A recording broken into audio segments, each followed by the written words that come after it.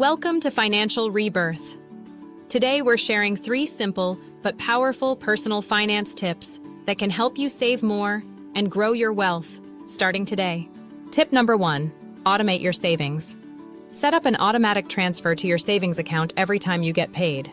This way you're paying yourself first before other expenses take over. Start small if needed. Every little bit adds up. Tip number 2, track your expenses. Use a budgeting app to see where your money goes every month.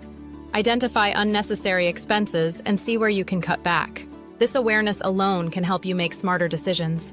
Tip number 3, invest consistently.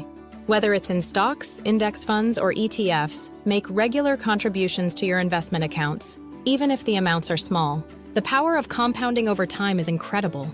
Implement these 3 tips, and you'll see your financial habits improve in no time. Don't forget to like, comment, and subscribe for more personal finance tips. And remember, small changes today can lead to big results tomorrow.